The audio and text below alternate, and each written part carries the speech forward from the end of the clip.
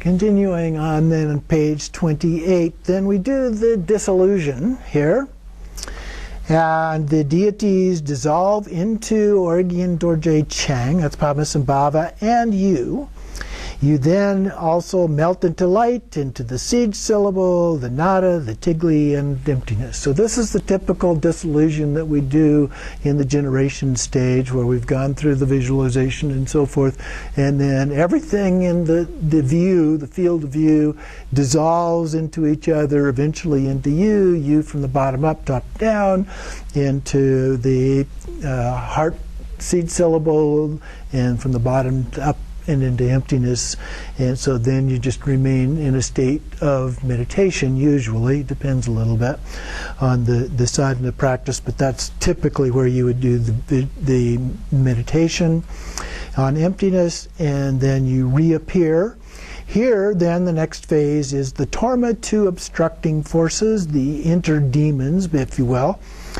And so we give the command for any obstructing forces to leave and expel them, to prevent them from entering in the future by meditating on the protection sphere. So we're creating, we've said go away, and then we create this protection sphere so that they can't come back in. Then we have the self-visualization. Out of emptiness, we arise as Hayagriva in this case. One face, two arms, and the crown of his head is a green horse's head that neighs resoundingly. And then he has a cudgel or club in his right hand. On top of that, the top of that is made from a human corpse. There's a threatening mudra with his left hand, so that's where you hold the fingers, and the other two are pointed out. So what we're threatening here are the demons. Masses of fire and tiny wrathful deities emanate. We visualize ourselves as in a majestic form in the midst of a blazing expanse of fire. So that's the fire of wisdom that we see in the various paintings around that. And we are wrathful and fearsome. Then we make the offerings. The torma is offered and placed on the lower level than that of practitioners. So if you have a shrine that is set up in multiple levels, then these would be at the lowest level of that. Usually we would look at these as being below the head of the people sitting on the floor, because most practitioners would be sitting on the floor, unlike in our practices where most people are sitting on chairs. So then we recite the mantra, purification, we sprinkle the torma, and an infinite number of vajras as fine as minute particles emanate from Hayagriva's heart. They shatter the torma, it's just scattered like dust. In the state of emptiness, we recite the Sobhava mantra, emptiness mantra, and rest in its meaning, emptiness. And then out of absolute, the absolute, an enormous vessel of precious metal and gems appears in front of us. It contains the torma, and every negative influence and obstructive force desire. So the desires of all of those negative things are included there, which transforms into an inexhaustible source of nectar. And we recite Om Ahong 3 times. And the first time, the 3 syllables are arranged on the Gektor, that's the wrathful torma. The second time, the 3 syllables emanate rays of light that please all the Buddhas and invoke the nectar of wisdom. The light then dissolves into the 3 seed syllables, Om Ahong. And the third time, the syllables melt into light, dissolve into the torma, and is transformed into the nectar of wisdom that appears in the form of whatever objects of enjoyment the obstacle-making guests desire. And so they are satisfied completely. So they just drink up this nectar. It has everything they should want, and so they take advantage of that, and so they are completely satisfied. Then we say Ho, and we make the Garuda mudra, which is interlocking our thumbs, so it's like a bird flying, da, da, da, da, da, the Garuda mantra, our mudra. And then, so they receive the offerings and are satisfied, we recite the mantra that summons the obstructing forces. You can find that on page 229 in the notes. And Hayagriva then sends out a swarm of 4 goddesses, hook, lasso, chain, and bell from his heart, which summons the negative spirits and obstructive forces. Then we recite the Sky Treasury mantra, which also you can find on page 229 in the notes section. That's recited 3 times. And perform the mudra, and the Gektor is transformed into whatever the guests desire. All karmic debts are repaid, all cudgels are dissolved, the harmful spirits and guests are satisfied, and they depart in joy. Then we have issuing the command, and the cross-reference here is page 111. For those with extreme negative and unruly minds, we issue a command through the wrathful subjugating activity. So we've tried to make a nice offering to them, that they be satisfied. We ask them to leave. But if there are any that just don't get that and are still hanging around, we make a threat to them, starting with the hrisel, and then it's, completely listed here. Then we recite the mantra of the 4 hongs, which is also on page 229 in the notes section. So wrathful emanations, weapons, and sheets of flame stream out from your heart and expel all obstacle makers. So after we've made this threat to them and recite this and say, get out of here, or we're going to shatter you into bits and pieces. Then we have the absolute approach. Now this is a reference that you're going to see throughout the book in different places. And what it's talking about is the Dzogchen or Adi Yoga approach. And so we find notes on that periodically on how to understand the Rigdzin Dupa from that particular perspective. So the absolute expulsion is to recognize that harmful influences and obstacle makers are merely temporary, delusory appearances. Okay, so a very Dzogchen view, and do not exist in the basic space of great primordial purity of inseparable Rigpa and emptiness. By resting in this state of recognition, we purify the delusory appearances. So we just know that they are delusory and they're gone. Okay, then going back, we have the protection spheres. The cross-reference here is on page 112. First, the relative spheres. So it talks about the formation. We have the wrathful deities from our hearts, the weapons, the sheets of flame, and so forth, referenced above. The wrathful weapons and flames we sent out now head back to us. So they've gotten rid of everything, all those obstructive forces, and then they come back, they meet, and the Vajra sphere is formed. And then in the ground transforms into a great crossed Vajra, so 2 Vajras crossing each other, and fill all of space. And then the inner layer around the edge is a solid wall of standing Vajras. So they're standing on end, forming a fence, if you will, and then all the gaps are filled with smaller versions, so it becomes solid. And then on the outer layer, there's a spherical net of interlaced Vajras. It's smooth and even, so it too is solid. So but it's thin. It's a net. And then there's the Vajra canopy above that, a large double Vajra with gaps filled again with tiny Vajras.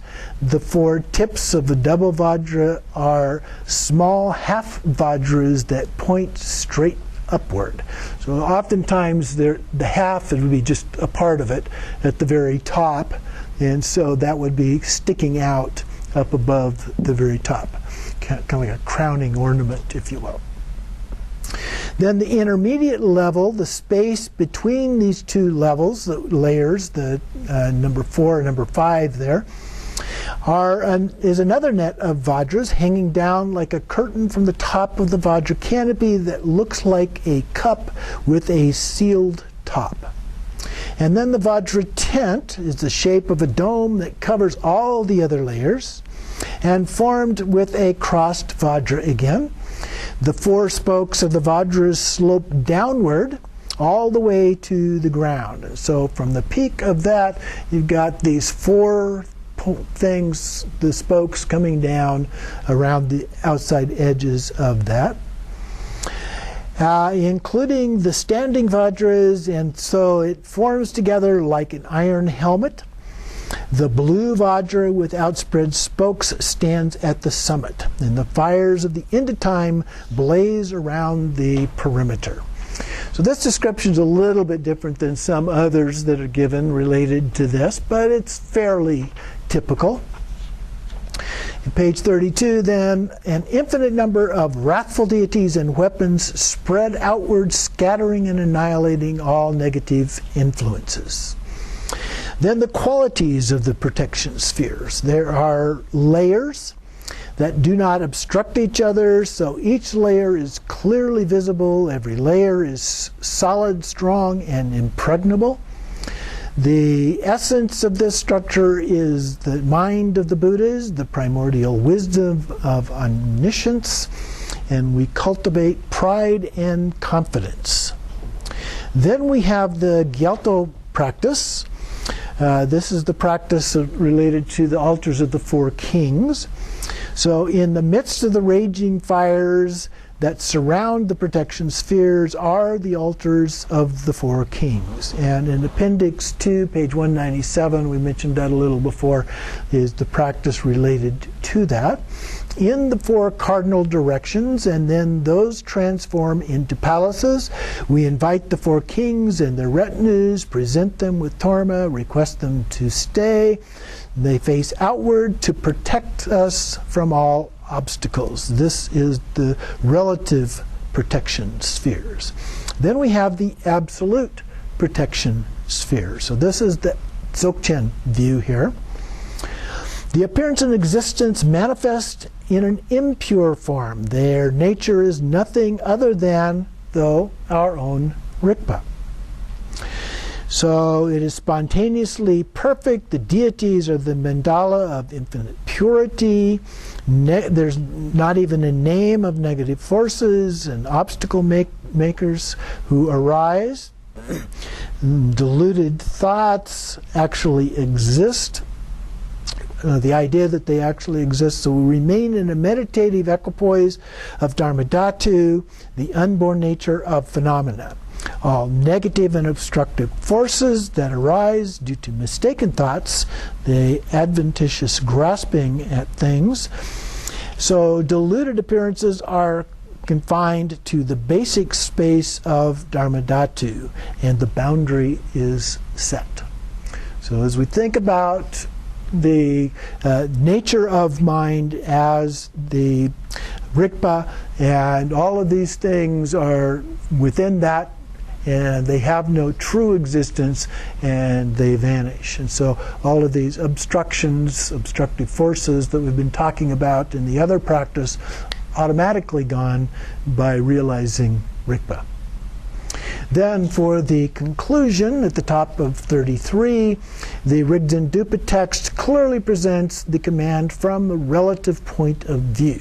Protection spheres from the absolute point of view and from the absolute point of view. It demonstrates the need for practicing relative protection spheres. The absolute command is also necessary, that they should both be practiced daily, especially toward evening. Now this is, the context here is during retreat, of course, so you may or may not be doing it as a daily practice otherwise. The time when gods and demons are on the prowl. All you need to do is turn on the TV or look at social media or anything else. Yeah, they're on the prowl at night. Anyway, so then we have the descent of blessings. The cross-reference is page 113 here. So we've eliminated unfavorable circumstances. Now we create favorable circumstances with the descent of blessings and the blessing of offerings. So first there is the visualization of the descent of blessings. We are Hayagriva. Rays of red light emanate from our heart. Iron hooks invoke the wisdom mind of all the Buddhas and Bodhisattvas of the 10 directions. The blessings of the enlightened body descend in the form of deities. Enlightened speech descends in the form of seed syllables. Enlightened mind descends the hand implements such as vajras and wheels, and fill the vast expanse of space, the surface and the surface of the earth. They dissolve into you, your place of practice, and the materials and implements you are using. So everything inside the protection sphere, basically. They bless everything into its inherently pure nature. Continuing on page 34, then, the descent of blessings in the Rigdzin Dupa text. So that was a description of how it's traditionally done. So here he breaks it down into different lineages. So we have the mind transmission lineage, the sign transmission lineage, and the oral transmission lineage. The cross references for those three are page 113. And the other two are both on page 114. So going back to the mind transmission here, Dharmakaya is the basis which Rupakaya being the form body consisting of both the Nirmanakaya and the Sambhogakaya. So it's the basis from which Rupakaya manifestations arise. That's typically the deity. Usually we talk about deities in the form of just Sambhogakaya, but here it is referred to as Rupakaya. So referred to here as the palace, therefore all deities starting with Samittabhadra, also known as Vidyadhara, arise from the Dharmakaya palace. Buddhas of the 5 families in union, the Bodhisattvas, and so on. Wisdom minds are inseparable from Samittabhadra. These lineage holders are referred to as lamas of the mind direct transmission lineage. We ask these deities to shower down blessings of their enlightened body, speech, and mind onto us, our place of practice, and practice materials. So then we invoke the sign transmission lineage. So here the Nirmanakaya forms the Vidyadhara, Garabdorje, Manjushri Mitra, Sri Singha, Janasutra, Vimala and so forth, arise as from the Vajra Palace. They are illusory manifestations of Vajrasattva and arise as his display. So what we're actually visualizing at this point is Vajrasattva. Then the oral transmission lineage from the palace of Nirmanakaya. We have the 8 Vidyadharas. And so it lists them in different categories here. So we have the 8 Vidyadharas, and then the subjects, and then the 25 disciples, and the 8 Mahasiddhas, 80 Mahasiddhas. And so we request them to shower down blessings. Then the blessings actually descend. The cross-reference here is page 115. Make various requests. So the text there describes those, so I won't go through all of that. Next we have the mantra, which is referenced on page 116. So we invite the masters into our presence and we recite the mantra Om Ahum Vidyadhara Earali Pem Pem. And it gives the definition of each of those terms in this context. Page 36, we have the blessing of the offerings, the cross-reference being page 116. First there is the general method, and then down at the bottom of the page we have the Rigdzin Dupa text method. So the general method, we have Hayagriva with the seed syllable Hri, and then Ram Yam Kam. We shoot out the seed syllables, strike the offering substances, purify the offerings into emptiness with the Ram Yam Kam is the fire, wind, and water. Out of this arises Drum, which is a syllable, from which transforms into the syllables of precious materials containing the offering substances, the nature of untainted primordial wisdom. These arise as offering goddesses, They emanate countless other goddesses that hold all of the offerings, and they present them to the Buddhas. Then for the inner offerings, so those are the outer offerings, and the inner offerings, we have the skull cups, the kapalas that arise with the syllable ah. They contain Amrita, and the three syllables Omahong, and then the syllables emanate and reabsorb rays of light, which transforms the Amrita into nectar. And the Dharma on top is an Om, and that sends out rays of light that go out and back. The goddesses delight all the deities and fill the whole of space. Then the syllable Ra appears on the Rakta, shoots out rays of light, and gathers all desire and attachment of the three realms that form an ocean of blood and are reabsorbed into the Rakta. This also is blessed, becomes great bliss. From this, an infinite number of offering goddesses delight the Buddhas and spread out into space. So that's the more traditional way of doing that, with variations, of course. In the Rigdzin Dupa, which is on page 117, by saying Omahong, we destroy any thoughts of clinging to offering substances as being impure. All done.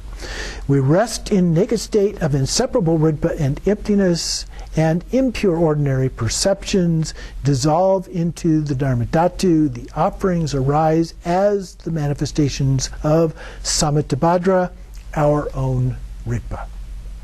All phenomena, all that appears, are blessed into the display of offering clouds, which is the Amrita of primordial wisdom. Their appearance is the five kinds of outer offerings, the flowers, and so forth. And the inner offerings, the five sensual stimulants as form. And the offerings, the secret offerings of Amrita, Torma, and Rakta, all phenomena are transformed into primordial wisdom as clouds of offerings like those of Samittabhadra.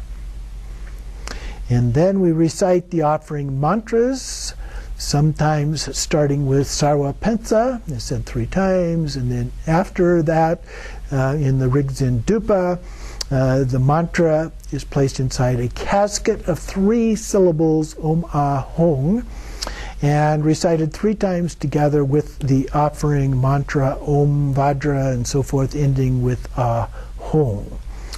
And to practice this genuinely, we purify with Ram Yam Kam is actually enough, it says. And this transforms them into the pure offering of primordial wisdom. So we don't have to go through lots of different issues here to generate this. Then in the main section, we have generating the deity. The reference, cross-reference is page 118. The Kyeram practice, so this is the generation stage, the uncommon path of secret highest yoga tantra. And this is described, we'll get to it as the Dzogchen approach in just a couple of pages here. The uncommon practice, so the approach and so forth is described here, but it goes back over it in more detail on page 39, so we'll come back to it there. And then the path of the other highest yoga tantras, the way that it is brought forth. First, the innate nature of the wisdom of clear light is hidden. Conceptual mind and mental states are present.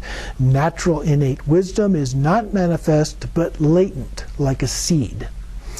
And it needs to be revealed. We have to halt gross thoughts by bringing prana mind, wind mind, into the central channel to strike the vital points of the channel's wind energies and essences of the Vajra body. To be fully effective, it needs to be preceded by the generation stage. The clear light manifests when the mind is matured through the Kyeram, and the prana mind enters by means of yoga in prana and bindu. So basically we're doing the channels, winds, and drops practice at this point. And clear light simply arises through the force of halting the prana mind, which is the main goal of doing the channels, winds, and drops, is we want to halt that movement.